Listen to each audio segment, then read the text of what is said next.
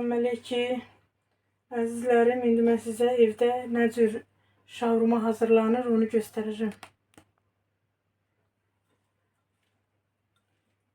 Alırıq, satın çox bahadır. Bir dənə tüyü alırsınız.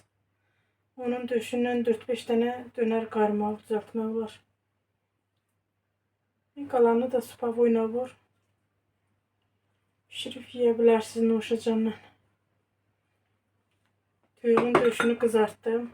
Marinovanlı kırmızı soğan. Bu sveji xiyar.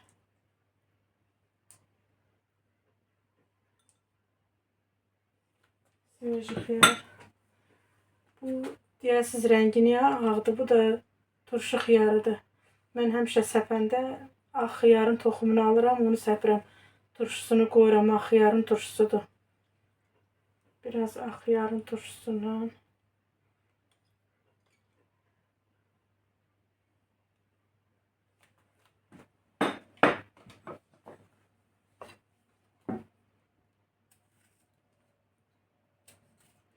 Bir tane de balaca pomidor.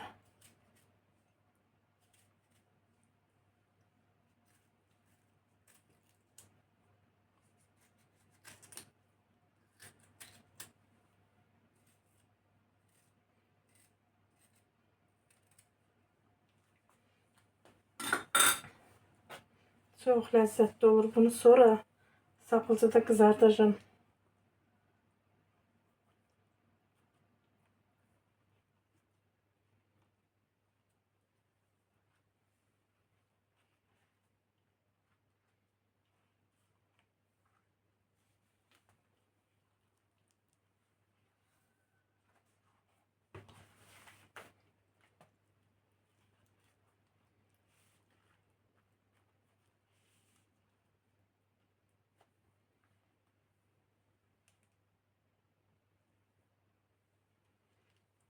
Bunu yağda kızartacağım. Sapılcada.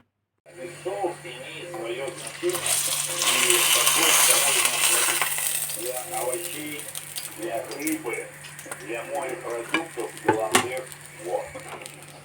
Я собираюсь сделать треску с помадным картофелем и соус верш. Это будет мой хитрый ход. Ничего себе.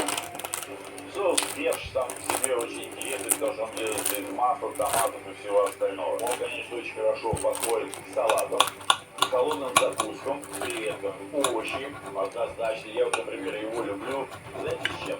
С рататуем.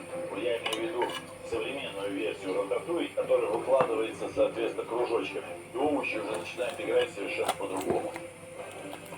Сегодня я делаю, значит, вкусные креветочки с соусом верш с хрустящей чиабаттой. Креветки я вкусно обжарю в масле с чесноком и специями и подам с соусом верш.